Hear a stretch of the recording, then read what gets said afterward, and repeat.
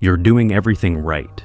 Meditating, journaling, reading the books, attending the workshops, trying to raise your consciousness, and yet something feels stuck, like you're running on a treadmill that looks like progress but never actually takes you anywhere. You keep ending up in the same emotional places, the same relational dynamics, the same heavy states that no amount of spiritual practice seems to shift. Carl Jung would tell you that the problem isn't what you're doing. It's what you're doing that you don't realize you're doing. He spent decades working with patients who were actively pursuing psychological and spiritual growth, intelligent, motivated, sincere people. And he kept finding the same paradox. The very habits they believed were raising their consciousness were the ones anchoring them in unconsciousness. Not because these habits were obviously destructive, because they were disguised as health, wisdom, and spiritual maturity. Jung called these shadow habits, behaviors that operate beneath conscious awareness, was wearing the mask of something positive. They're the psychological equivalent of an autoimmune disorder, your system attacking itself while believing it's defending itself. And they're almost impossible to identify on your own because they feel like the right thing to do. They feel evolved. They feel like growth. That's what makes them so dangerous. Today I'm going to reveal the 5 specific habits Jung identified that secretly keep people vibrating at a lower frequency than they're capable of. Why each one feels like the opposite of what it actually is, and what shifts when you finally recognize the pattern you've been blind to. If you've been doing the inner work and wondering why nothing's fundamentally changing, this is probably why. The first habit is constant self-analysis without action. Jung watched patient after patient turn self-awareness into a prison. They could articulate their wounds with stunning precision. They knew their attachment style, their trauma responses, their defense mechanisms, their shadow patterns. They could explain exactly why they did everything they did. They had more psychological insight than most therapists. And they were completely stuck. Jung found this pattern so prevalent that he gave it a specific name. He called it intellectual bypassing, using understanding as a substitute for transformation. The person gains deep knowledge about their psychology and then unconsciously treats that knowledge as the transformation itself. They understand their abandonment wound, so they believe they've healed it. They can name their pattern of codependency, so they assume they've moved beyond it. They've mapped their entire inner landscape with extraordinary accuracy and mistaken the map for the journey. This habit feels like the highest form of self-improvement. You're being honest about your patterns. You're doing deep reflection. You're not in denial. How could that possibly be keeping you stuck? But Jung was clear about the mechanism. Insight without behavioral change is just sophisticated avoidance. You're using the language of growth to avoid the discomfort of actually growing. Because real change requires doing something different, not just understanding why you do what you do. Think about someone who knows they people please because of childhood emotional neglect.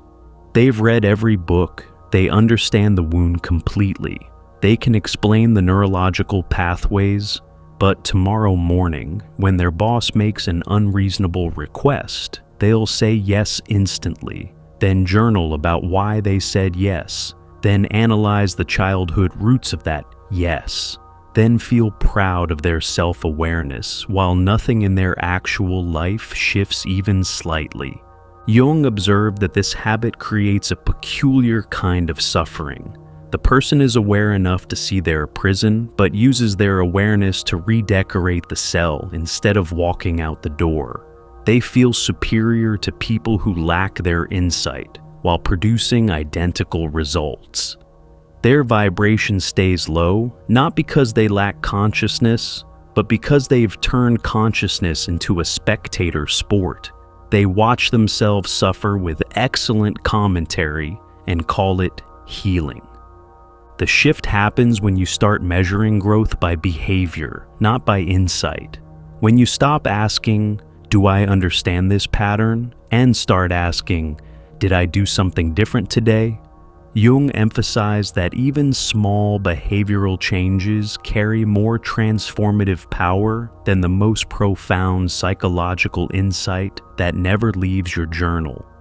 The second habit is performing forgiveness you haven't actually felt. This one is deeply embedded in spiritual culture, and Jung found it particularly destructive.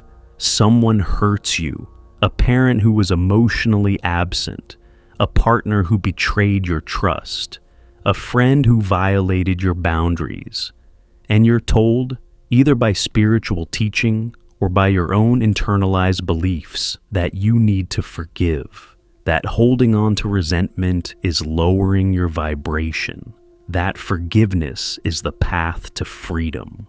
So you perform it, you say the words, you do the meditation, you tell yourself and everyone else that you've forgiven, but underneath the performance, the wound is still bleeding. Jung was not opposed to genuine forgiveness. What he was opposed to was premature forgiveness, the act of forgiving before you've fully allowed yourself to feel the rage, the grief, the betrayal that the wound actually generated. He found that when people skip the emotional processing and jump straight to forgiveness, they don't release the pain. They bury it. They push it into the shadow, where it continues operating with full force while the conscious mind believes it's been resolved. This creates what Jung called a split state. On the surface, you're peaceful and forgiving. Underneath, you're seething with anger you won't let yourself acknowledge. And that split doesn't raise your vibration. It fractures it. You're spending enormous psychological energy maintaining the illusion of forgiveness, while the unfelt emotions eat you alive from below conscious awareness. Jung documented patients who had forgiven abusive parents and then couldn't understand why they kept choosing partners who treated them the same way. The unforgiven wound was still running the show. It was still selecting for familiar pain. The forgiveness performance changed nothing because the emotional reality underneath hadn't been touched. The path Jung advocated was counterintuitive. Before forgiveness, feel everything. Let yourself be angry. Let yourself grieve. Let yourself acknowledge that what happened was wrong and that you didn't deserve it. Give the wound its full emotional weight without rushing to transcend it. Jung found that genuine forgiveness arose naturally, not as a decision, but as a completion, once the emotions had been fully processed. You don't have to force yourself to forgive. You have to force yourself to feel. The forgiveness comes on its own when the feeling is done. If you've been performing forgiveness while your body still tightens every time that person's name comes up, you haven't forgiven. You've suppressed, and that suppression is keeping you exactly where you are. The third habit is isolating and calling it protecting your energy. Jung encountered this pattern with almost every empath and sensitive person he worked with. They'd been overwhelmed by social interactions, drained by other people's emotions, exhausted by navigating a world that felt too loud and too much. So they withdrew. They started declining invitations, stopped returning calls, built smaller and smaller lives. And they framed this withdrawal as spiritual wisdom. They were protecting their energy, setting boundaries, honoring their sensitivity, choosing peace. Before we continue, check out our new guide, True Self-Discovery, with 24 practical reflection exercises, inspired by the teachings of Carl Jung, designed to help you find your way within. Click below to get True Self-Discovery. Jung recognized that some withdrawal is genuinely healthy. Sensitive people do need more recovery time. Toxic relationships should be exited. Boundaries are essential. But he found a critical distinction between healthy solitude and avoidant isolation. And most people who thought they were practicing the first were actually trapped in the second. The difference, Jung observed, was what happened inside the person during the withdrawal. Healthy solitude feels restorative. You retreat, you recharge, you return to engagement feeling renewed. Avoidant isolation feels safe, but not nourishing. You retreat, and you don't want to come back. The world outside your controlled environment feels increasingly threatening. Your comfort zone shrinks. What started as self-care becomes a cage you've convinced yourself is a sanctuary. Jung was particularly concerned about this habit because it used the language of psychological health to justify psychological stagnation. The person would say, "I'm protecting my energy," when they were actually avoiding the discomfort of human connection. They'd say, "I'm setting boundaries," when they were actually building walls that kept everything out, including the relationships and experiences that could facilitate genuine growth. He found that individuation, becoming your authentic self, doesn't happen in isolation. It happens in a relationship, in friction, in the messy, uncomfortable business of being with other humans who trigger your wounds, challenge your patterns, and force you to confront parts of yourself you can't see alone. Withdrawal removes all the mirrors, and without mirrors, you can convince yourself you've grown when you've actually just removed every situation that would test that growth. Consider someone who stopped spending time with friends because they felt drained after socializing. A year later, they've read dozens of psychology books, meditated daily, and feel quite evolved. Then they attend one family gathering, and every old pattern fires immediately. The anger, the people-pleasing, the boundary collapse. Nothing had actually changed. They'd just removed the environments where their lack of change would be visible. Jung's recommendation wasn't to throw yourself into overwhelming situations. It was selective engagement. Choose carefully who you spend time with, but spend time with people. Choose environments that challenge you at a manageable level. Don't mistake the absence of triggers for the resolution of what gets triggered. Your vibration doesn't rise through avoidance. It rises through integration, and integration requires contact with the world. The fourth habit is consuming spiritual content as a substitute for lived experience.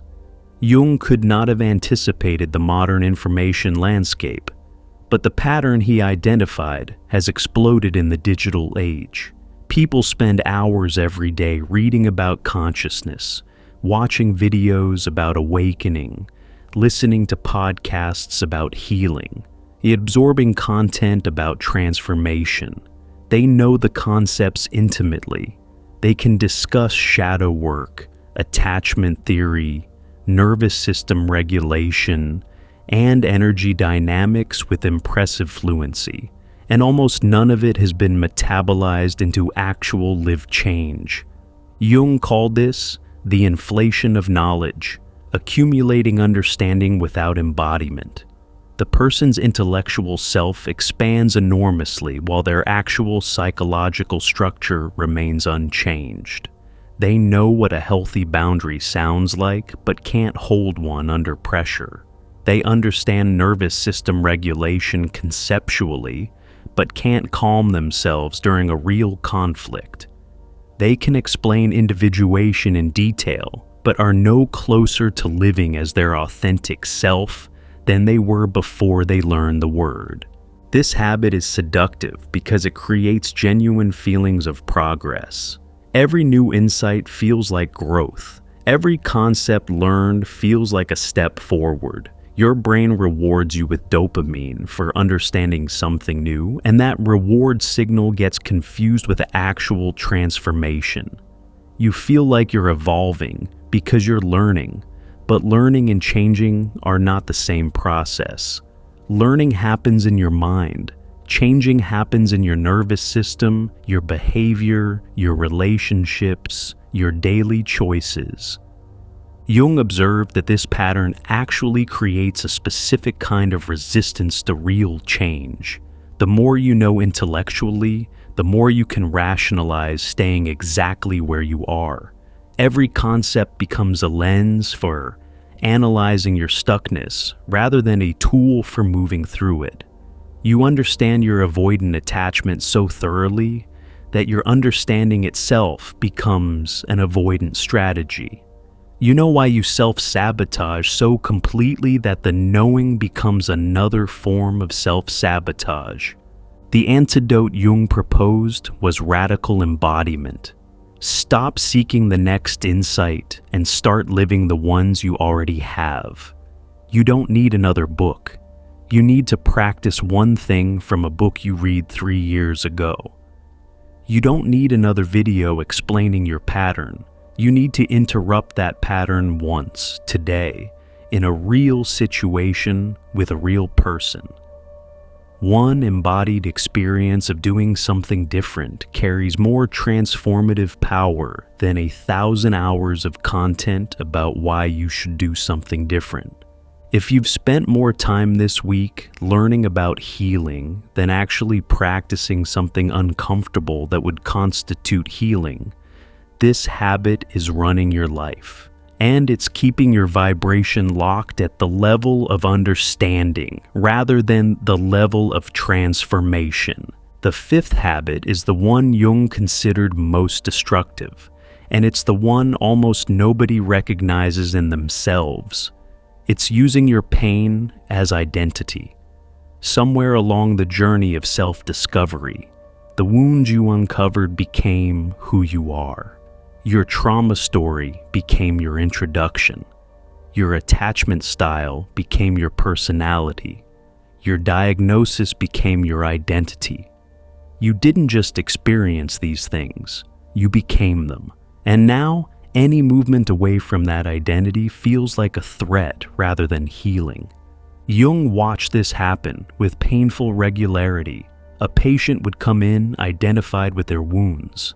They were the abandoned child, the betrayed partner, the empath in a narcissistic family system, the person with complex trauma. And these labels were accurate. These experiences were real, but something had shifted from "this happened to me" to "this is who I am." And that shift made healing feel like self-destruction.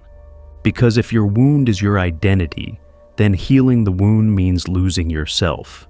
If being the traumatized person is how you understand who you are, how you relate to others, how you find community and belonging, then what happens when you're no longer traumatized?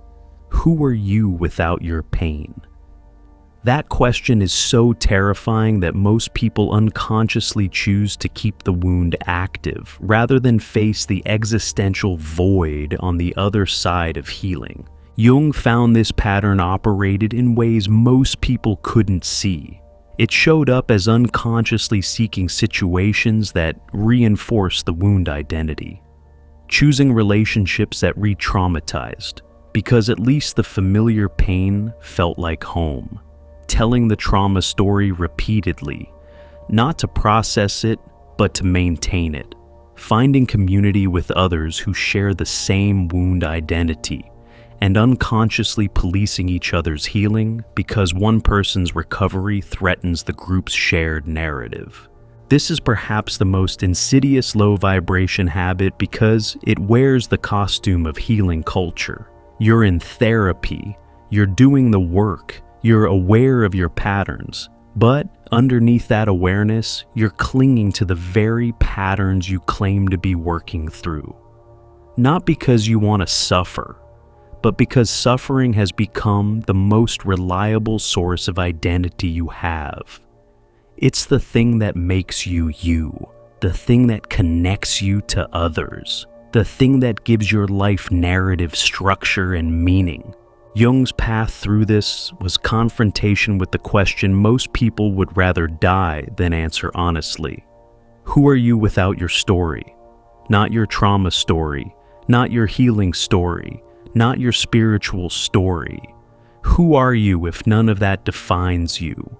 What remains when you strip away the wound, the diagnosis, the attachment style, the archetype? Jung called this the encounter with the void, the terrifying space between identities where you're no longer who you were, but don't yet know who you're becoming. Most people flee this void immediately. They grab onto a new identity, a new label, a new story. They trade wounded person for healed person, victim for survivor, unconscious for awakened. But Jung insisted that real transformation requires staying in the void, tolerating the discomfort of not knowing who you are, letting the old identity dissolve completely before constructing a new one. Because any identity built on top of the old one, without fully releasing it, is just renovation. It's not new construction. If you notice that your wounds have become your introduction, that your pain is the most interesting thing about you, that your community is organized around shared suffering, that the idea of being fully healed fills you with something closer to dread than relief. This habit is active, and it's the deepest anchor holding your vibration in place. Here's what Jung ultimately understood about all 5 of these habits. They're not character flaws. They're not signs of weakness or failure. They're sophisticated psychological adaptations that served you at some point. The self-analysis protected you from acting impulsively. The performed forgiveness kept relationships intact when you weren't safe enough to express anger. The isolation reduced overwhelm when you had no other tools. The content consumption gave you frameworks when you were drowning in confusion. The wound identity gave you belonging when you had nothing else to hold on to.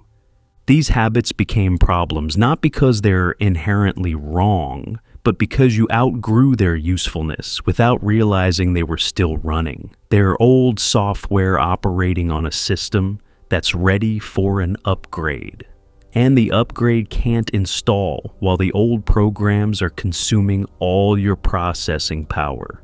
Jung's framework for releasing these habits wasn't about willpower or discipline. It was about awareness, followed by small, consistent behavioral experiments. You don't overcome intellectual bypassing by thinking about it differently. You overcome it by doing one thing differently today. You don't overcome performed forgiveness through another forgiveness meditation. You overcome it by letting yourself feel the rage you've been spiritually suppressing. You don't overcome avoidant isolation by forcing yourself into crowds. You overcome it by accepting one invitation this week and staying present with whatever arises. The vibration shift Jung described wasn't mystical. It was practical. When you stop analyzing and start acting, energy that was trapped in circular thinking becomes available for living. When you stop performing emotions you don't feel and start feeling the ones you've buried, the enormous effort of maintaining that performance gets released. When you stop avoiding life and start engaging with it selectively, your nervous system begins to regulate through connection rather than through withdrawal. When you stop consuming insights and start embodying them, knowledge transforms from weight into fuel. When you stop being your wounds and start being the person underneath them, an identity emerges that isn't built on pain and doesn't require suffering to sustain itself. That emergence is what Jung meant by individuation, not becoming perfect, not transcending your humanity, becoming real, becoming the person who was always underneath the habits, the performances, the identities, and the avoidance strategies. That person doesn't need to raise their vibration because they're no longer doing the things that artificially suppressed it.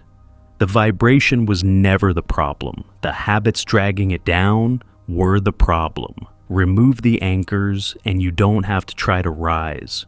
Rising is what consciousness naturally does when you stop weighing it down.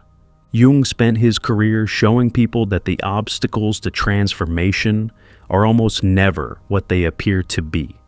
The things that feel like growth are often sophisticated stagnation. The things that feel uncomfortable and threatening are often the actual doorways. And the habits that feel most natural, most wise, most spiritually mature are often the exact mechanisms keeping you locked in the patterns you're trying to escape. If you recognize yourself in any of these 5 habits, that recognition is the beginning, not the middle, not the end, the very beginning. Because seeing the pattern is the first step, not the transformation itself. The transformation happens when you take what you've just learned and do something different with it tomorrow, not analyze it, not journal about it for 3 weeks, not consume 4 more videos about it. Do one uncomfortable thing that interrupts the pattern. That's where vibration actually shifts. Not in understanding, in the lived, embodied, messy experience of choosing differently when every part of you wants to default to what's familiar. That choice, made once, then again, is what Jung called the real work, and it's available to you right now. Not someday when you've learned enough, not after one more book or retreat or breakthrough. Now. In the next decision you make. In the next moment you choose action over analysis, feeling over performance, engagement over avoidance, embodiment over consumption, and becoming over remaining. If you haven't yet, check out our new guide, True Self-Discovery, with 24 practical reflection exercises inspired by the teachings of Carl Jung, designed to help you find your way within. Click below to get True Self-Discovery.